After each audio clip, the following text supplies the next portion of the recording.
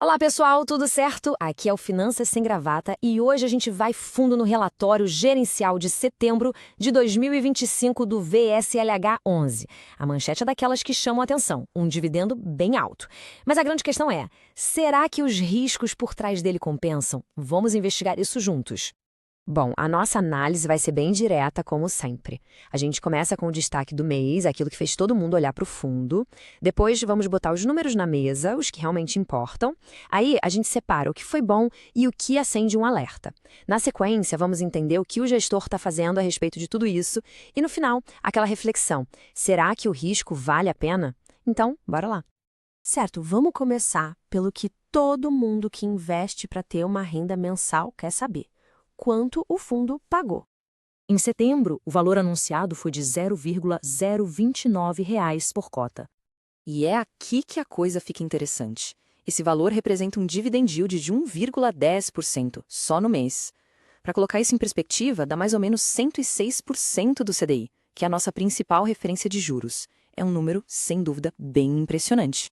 Pois é, isso leva a gente para uma pergunta fundamental. Será que esse rendimento altíssimo é a única coisa que importa? Vamos avançar um pouco e entender a história completa que esses números contam.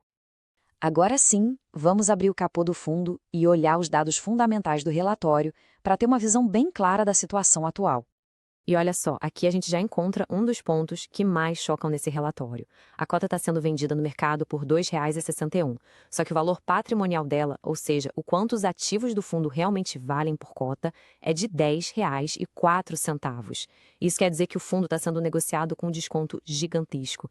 A pergunta de 1 milhão é: por quê? Para a gente entender o fundo, a gente precisa saber onde o dinheiro dele está investido. E como dá para ver, a carteira é bem concentrada, né? Mais de 86% do patrimônio está em CRIs, que são títulos de dívida do setor imobiliário. Essa concentração toda é um ponto bem importante que a gente vai voltar a discutir. Ok, apesar de alguns desafios claros, o relatório também mostra alguns pontos positivos que ajudaram no resultado. Basicamente, o resultado positivo do mês veio de 3 frentes. Primeiro, a receita da maior parte dos CRIs, de fato, aumentou. Segundo, a inflação, medida pelo IPCA, ajudou a corrigir os valores para cima. E, por último, uma jogada bem estratégica do gestor, a compra de um novo ativo, o CRI Recanto dos Pássaros. Então, o ponto crucial dessa nova aquisição é o seguinte: ela traz para o fundo uma nova fonte de receita que vem de um projeto com risco de vendas e de desenvolvimento bem baixo, porque ele já está praticamente todo vendido. É uma forma de colocar um dinheiro mais seguro para dentro.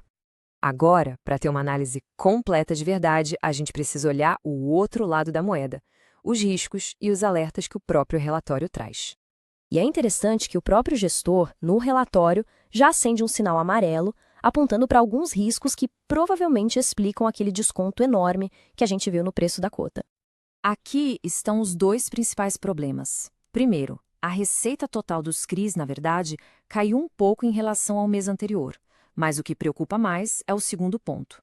Vários ativos estão no que o mercado chama de período de carência, que é um jeito mais formal de dizer que eles não estão pagando o que deveriam agora. Isso, claro, segura o dinheiro que deveria estar entrando no caixa do fundo. O relatório é bem explícito sobre isso. Ele menciona negociações para permitir que alguns ativos, como o Opel Resort e o Eco Resort, possam adiar os pagamentos de amortização. Na prática, isso impacta diretamente o dinheiro que entra no fundo no curto prazo. Certo.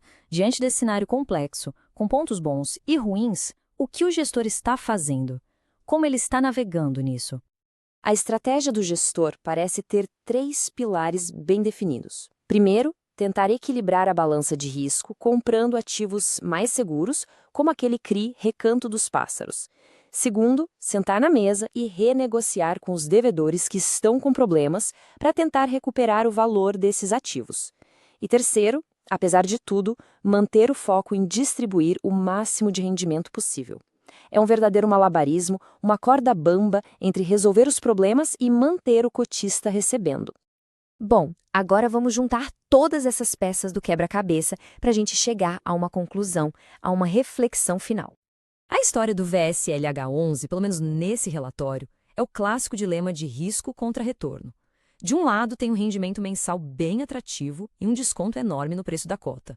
Do outro, um risco elevado, por causa desses ativos com problemas e da incerteza sobre a receita futura. No fim das contas, a pergunta que fica para reflexão é esta: será que o ganho potencial com esse dividendo alto e esse desconto gigante é um prêmio justo pelo risco bem real de alguns ativos não pagarem o que devem? Essa é a análise que precisa ser feita, e fica o convite para deixarem a opinião sobre o resultado do VSLH11 aqui nos comentários. Quem gostou dessa análise direta já sabe, é só se inscrever no canal para não perder as próximas. Um abraço!